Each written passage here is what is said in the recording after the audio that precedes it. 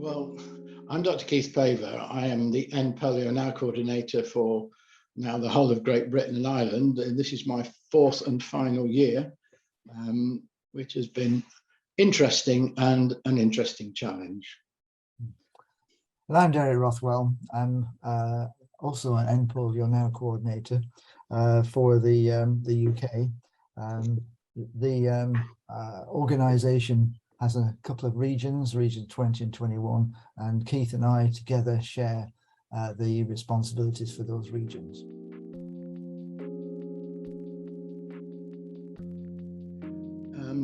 Looking at the last 12 months, it's been an interesting 12 months, partly because in this country and in other parts of the world, we are coming out of all the restrictions around the COVID pandemic, which have affected Rotary clubs enormously. They've affected our ability to meet with each other. They've affected our ability to speak to the public in a general sense, and they've restricted our fundraising. And if you add to that the economic difficulties, Rotarians have less money to give away, and they will choose priorities. So it's been an interesting and a challenging 12 months from that point of view. What I would like to do is to extend that to say that this is not just Rotary's problem. This is a world thing. And I was looking at the Global Polio Eradication Initiative this morning, which is the body to which Rotary belongs with all the other supporters of polio eradication. And just 2 days ago, there was the launch of a scientific declaration on polio eradication. Now, this sounds, interesting, but perhaps beyond us. But there were 2,800 scientists, physicians, and global health experts from 110 countries, including those partner countries as well as polio at-risk countries.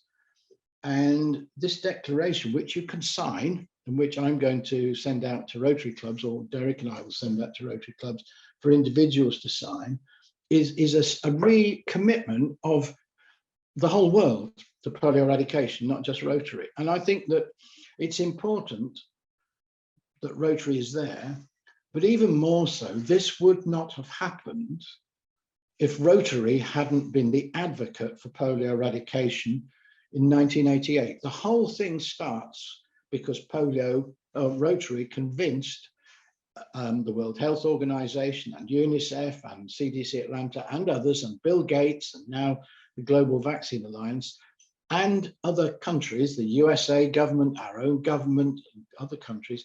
If Rotarians had not been the advocates for that, this declaration would never have happened. And looking back over the last 12 months, I think that in a way, one of the things that we have not done as well as we ought to is convince Rotarians that actually we started this and it will be our legacy, and that our commitment must not cease until we finish the job. I don't know if you want to say something, Derek, as well about the fundraising side. Well, I wasn't really going to pick up the fundraising side because you've explained the difficulties we're having there. But in these last 12 months, there have been some very significant changes. For example, at the start of the 12 months, there was a visible decline in the number of cases, but then various things happened. It wasn't just Ukraine, it was the fact that polio sprung up in different areas, pointing out to us that polio was just a plane ride away. For example, there was the event which took place in Pakistan, which moved to Mozambique, then to London, and then to New York. And the characteristic of all these moves was that each of these places had a poor vaccination record, and that is something that Rotary is there to solve. Keith? Yeah, I'm just saying, can I add something for the future? As a country, we have supported, generally through government aid, polio eradication. There have been problems about that in recent years, but quite deliberately, King Charles, shortly after his mother's death, reaffirmed the support he gives as now head of the Commonwealth towards polio eradication. And I think that this is an important statement. because I think that it will have an effect in government circles. The King has said this is something I believe in and something that we can do, and something he's actually done. In October 2003, he actually took part in a national immunization day in India. And I think that that is also important. That is something that we as Rotarians can latch on to and talk to people about, not just other Rotarians, but the general public.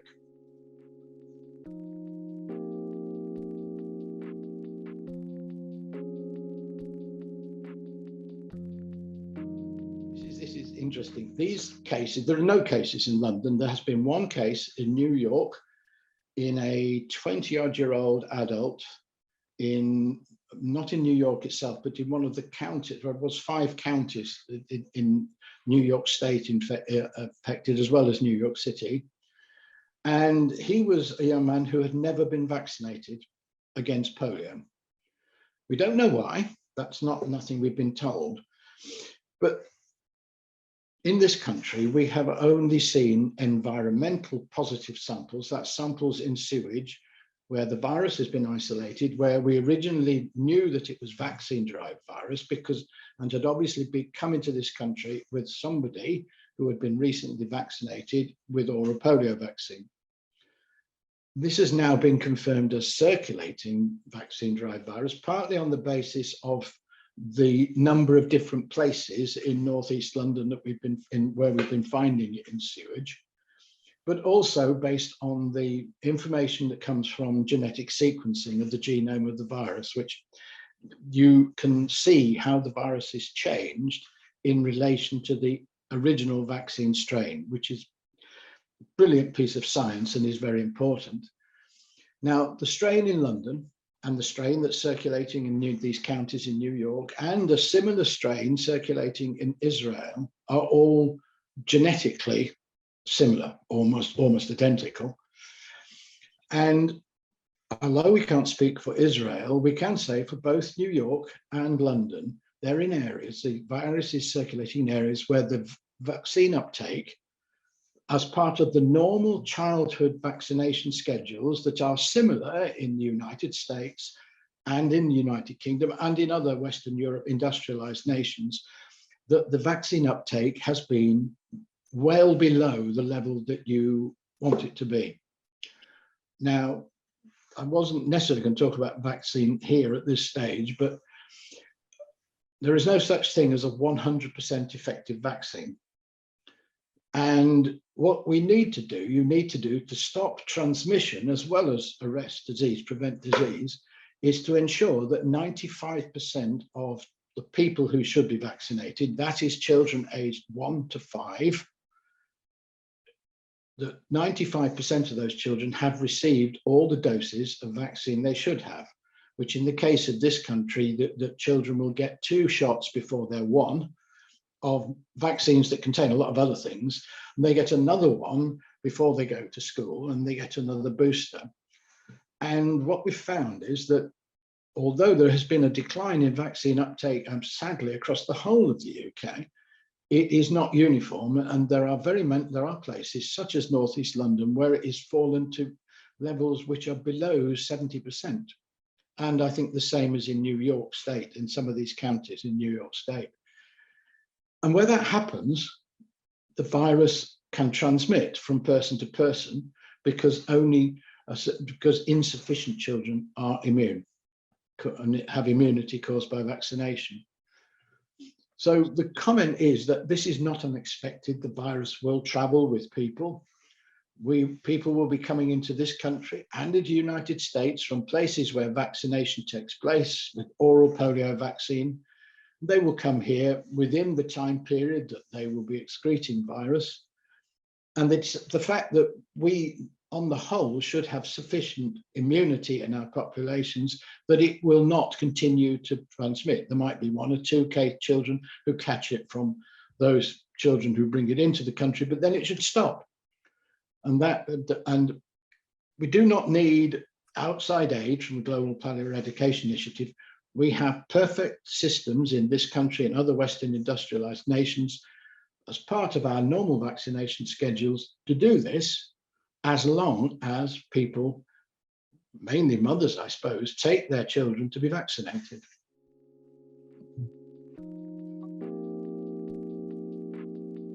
Let's begin when we had a first vaccine, which was in 1955. It was a killed vaccine. That's the vaccine we now use today in this country, but only after we had eradicated the virus, not just the disease, eradicated the virus. When it was introduced into this country, it reduced the number of cases from several thousand per year down to several hundred per year. But because it wasn't given to enough children, and we only reached 70% of the target population by 1960, we didn't stop transmission. We stopped disease to a large extent, or a very big extent, but we didn't stop transmission. With the introduction of the live polio vaccine in 1962, this vaccine not only protects against disease, it also stops transmission, and it can be used to stop outbreaks. And within 2 or 3 years after the introduction of that vaccine, the number of cases of paralytic polio in this country fell to less than 10 per year. But it still took until 1984 to totally eradicate the virus from this country. And that's because of, although we were reaching all the people we wanted to with vaccine, there was still going to be a small percentage of children who either weren't vaccinated or who didn't respond to the vaccine. And it wasn't until we stopped transmission completely, even in that small number of children, that we could eradicate the virus. As part one of the question, it took 22 years in the UK to eradicate polio after we started using oral polio vaccine. And we had a brilliant healthcare system. We have a brilliant healthcare system that should vaccinate all children. The problem with polio is that what we see is paralytic disease. But in children aged 1 to 5, only 1 in 200, around 1 in 200 children will have paralytic disease. 70% of children have no symptoms whatsoever. 25% have a mild flu-like illness. Just around 5% will have a neurological disease, but not paralytic disease, but meningitis, which is inflammation of the membranes around the spinal cord and brain, which you get better from. You don't die from. It's not very pleasant. You have probably a child will have a stiff neck, a headache, and a fever, but they get better. 1 in 200 have paralysis.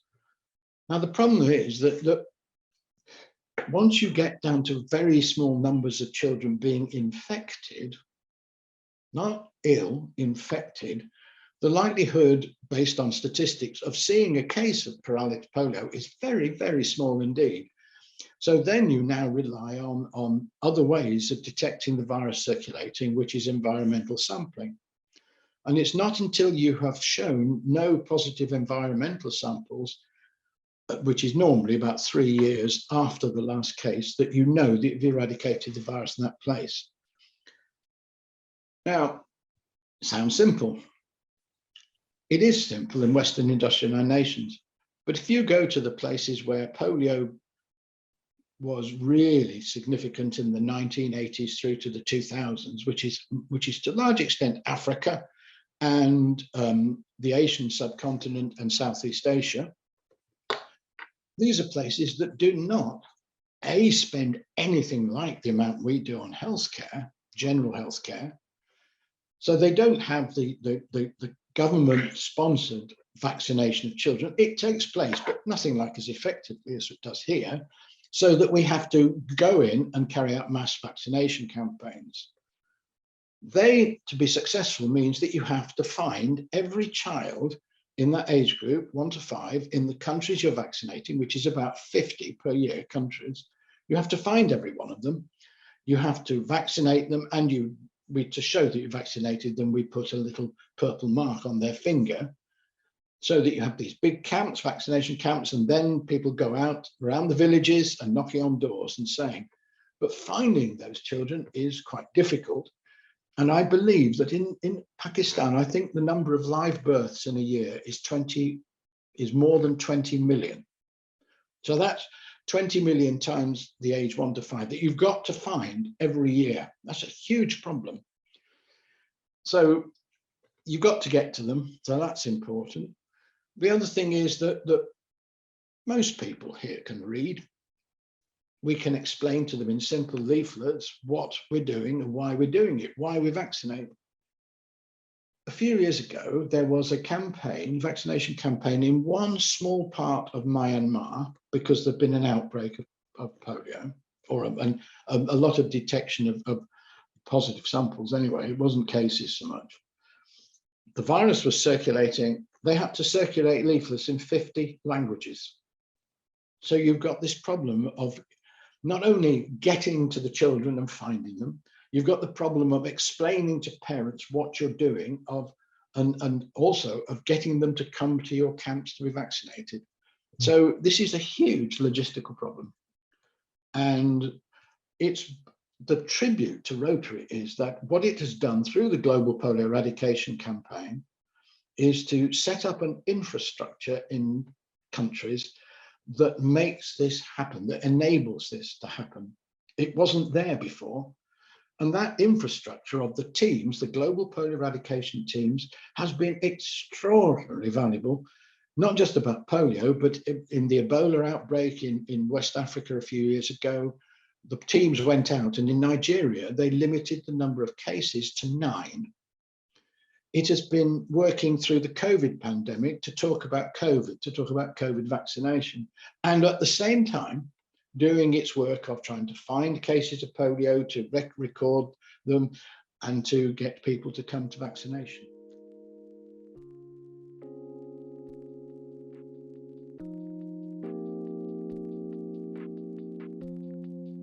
Right, the simple answer is it is one of the most important disruptive activities, things that happen.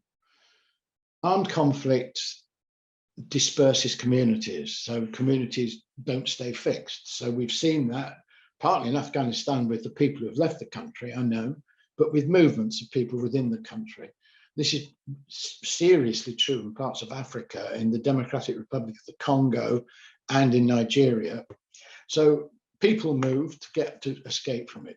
It disrupts the infrastructure. In other words, governments lose control in those areas. So, I mean, basically governments work through local authorities, as they do here, and armed conflict disrupts those as well, often because the armed conflict is against the government of the day. So it makes planning and carrying out vaccination campaigns very difficult. It means that your population is shifting a lot. Finding children is difficult. Interestingly, though, in Afghanistan, the Taliban actually gave their support, have given their support to the polio eradication campaign. Surprising it may seem, that they allowed, shortly after they'd taken over the country, which again caused enormous disruption to the country itself, they allowed mosque-to-mosque vaccination to start again. So children were brought to mosques for vaccination. And I think it was last November, they allowed house-to-house vaccination to resume. So even in conflict areas, if you like, if the power brokers, the people who are behind a conflict, will support the campaign, and that means we have to talk to them, not necessarily people we like, we have to talk to them and get them to listen. If they do that, then it can sometimes get over some of the problems that conflict will always bring. Ukraine, the big problem there is the scattering of people, the movement, the huge population movements out of the country and within the country. And this disrupts the whole process of surveillance, that is looking for cases, looking to find if the virus is circulating.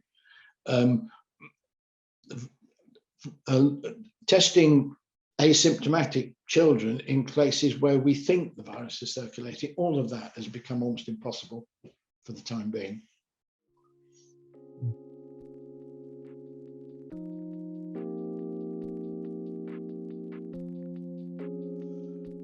Well, the most recent natural disaster, of course, is the flooding in Pakistan.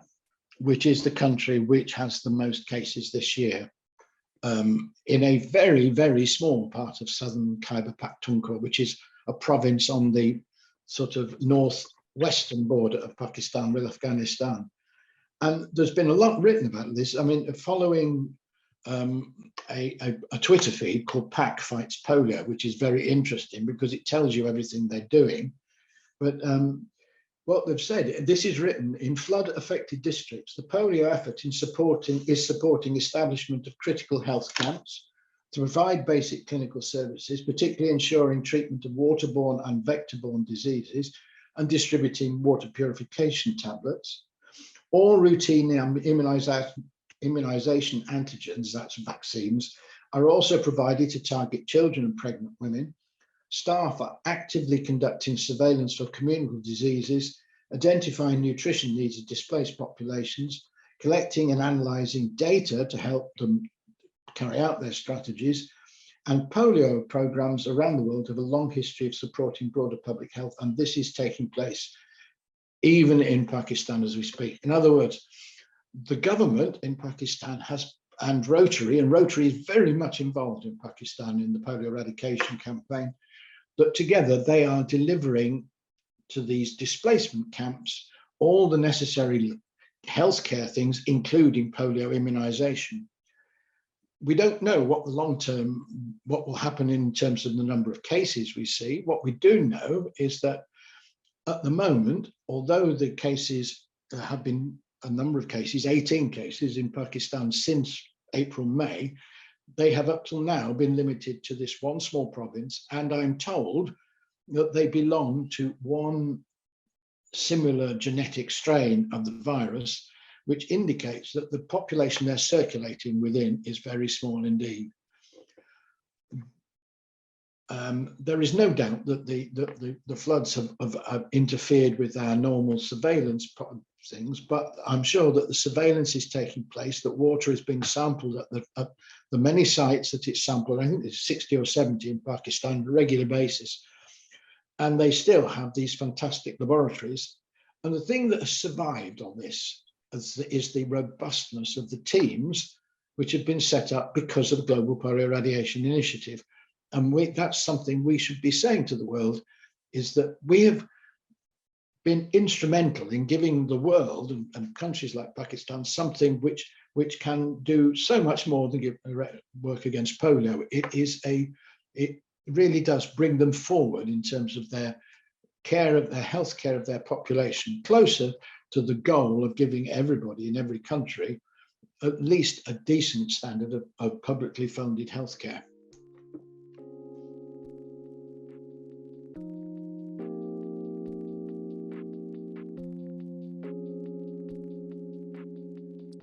Well, I think before we talk about the plans for the money, we should just remind ourselves how that money was raised. Rotary International will raise the money worldwide with help and contributions from Rotarians. We receive cash donations, district designated fund contributions, World Fund contributions, and other donations. It is our target to raise $50 million annually. This money will be enhanced 2 to 1 by the Gates Foundation for the next few years. And that gives us the 150 million that the RI President, Jennifer Jones, pledged. The core of this fundraising is money raised by Rotarians. So what is the money used for? Examples are purchasing vaccine, getting vaccines to children, and this includes transport and the special vaccine carriers, surveillance and raising awareness. A lot of the money is used to fight outbreaks of the disease. Outbreaks can be controlled by administering vaccinations, but this is expensive. Why is Rotary's #1 humanitarian project the eradication of polio? And why must polio be eradicated worldwide? There's 4 quick answers to that. First, it saves lives. Second, it's achievable. Third, it's a good investment. And fourth, it creates the infrastructure to eliminate any disease. This is one of the reasons why we named the fund for polio to be Polio Plus, indicating that we can assist with the eradication of other diseases as well. And these are the facts. 3 billion children have received the polio vaccine.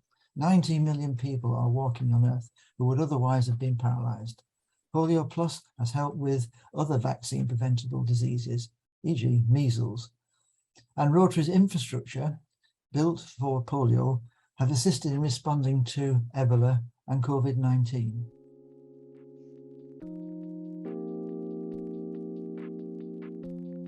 Right. I'm a virologist, which is, people used to ask me what I was, and I would say I was a virologist. They say that's interesting, and change the subject. Life has changed a bit recently, but I am confident. I'm confident because we have created something extremely robust in these countries. The Polio Plus and the delivery through the Global Polio Eradication Initiative of polio vaccination, of education and so on is really fantastic. And again, reading from the response in Pakistan to what's going on, despite the extraordinary climatic conditions and consequent operational challenges aggravated by the collapse of infrastructure, the programme continued with the August polio campaign, including Karachi, and readjusted the schedule in all accessible areas. So they couldn't get to places in Balochistan, which is the large province at the bottom of Pakistan, but they did vaccinate 32 million children in the country. And to do this, health workers are wading through deep water. This is just a single illustration of the passion of the people in these countries where polio is still endemic to go through to the bitter end. Their commitment is extraordinary. And despite the difficulties, they're still going ahead vaccinating. Equally, we have the ability to respond to new situations. There was a case of polio which originated, the strain originated in Sindh province, which is where Karachi is, and that was in autumn last year. There have since been 7 cases in Mozambique. They share a border, Malawi and Mozambique. And what has happened is, as a response to that first case in Malawi, there was a countrywide, in the countries of East Africa, a countrywide vaccination campaign which reached millions of children. That's all there because of the Polio Eradication Initiative, which we, Rotary, were instrumental in starting. So do I believe we can eradicate the virus? Yes, I do. Maybe not quite as soon as I would have said this time last year. But again, because these cases of wild-type polio in Pakistan are one strain, and are therefore limited to a small community, we ought to be able to stop that through vaccination. And they are really working very hard to do that in that part of what I call is Khyber Pakhtunkhwa. And also looking at the 2 cross-border places where people move between Afghanistan and Pakistan, giving those enormous emphasis. So it may seem that the fact that we had 29 cases this year and only 2 at this stage last year, it may seem we're doing badly, but we're not. That's a very, very small number of cases.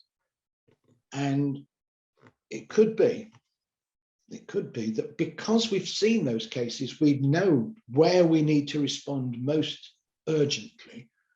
And that in a way, like the canary in the coal mine, which warns us that it's dangerous, the cases are an indicator of where we should target our greatest energies in trying to get rid of the virus. So yes, I do think we'll eradicate the virus.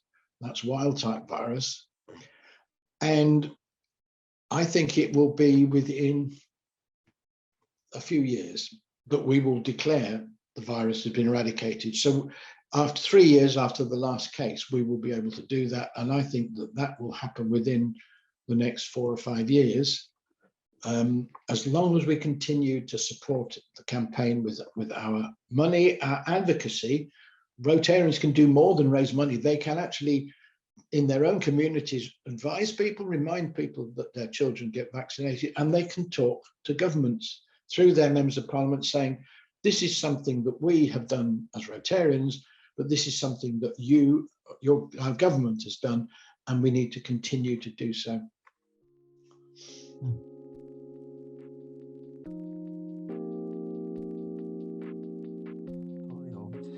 Well, firstly, we can personally and collectively advocate for the safety and necessity of vaccinations. We should challenge the anti-vaxxers whenever we meet them. We can help raise awareness and fundraise in our communities so we can keep running the marathon to the very end. World Polio Day on the 24th of October is geared towards helping with this and raising money. We can all personally sign up to the Polio Plus Society. Just £100 per year per Rotarian will make a huge contribution towards meeting our Gates Foundation match commitment of $50 million globally. So there's a lot we can do. Can I add one thing to that? Is that we need to be educated ourselves. That's something that Derek and I try to do by not overloading people with information. That tends to put them off, but giving them sufficient to understand what's going on. And there's a whole subject we've not touched on here, which is a circulating vaccine-derived virus, but that is another story. But we're talking about wild-type virus. But the Global Polio Eradication Initiative website is easy to locate, and it has news items, current news items. And if you look at the news items that I'm looking at, we've had the one I talked about, this declaration, which it welcomed, about what's been happening in Pakistan. There's one about the diary of a polio surveillance reviewer, somebody who is in Afghanistan looking for cases of polio. That's a personal interest story that we could use, and they're easy to find. So I think that Rotarians could do a lot themselves to educate themselves as much as they want to be educated, rather than feeling that we're pushing it down their throats. And an informed advocate, somebody who is informed, it makes a better advocate. They are able to talk to other people with a passion and a dedication, I think, that carries over to people. If you're going to get people to do anything, your strength of belief that they sense in you is important. And I think that, coming back to it, polio, Rotary's sense of belief in what it's doing has been absolutely critical in bringing the point from where in 1985 there were 300,000 cases of paralytic polio throughout the world, and a third of those or more were in India, to the point we've got just a few cases in Afghanistan, Pakistan, and in Mozambique at the moment. That is a staggering achievement. And at the same time, along with that, has been other tremendous improvements in healthcare surveillance through the teams, in other health issues, and so on. And I think that that's something is something we should be really proud of.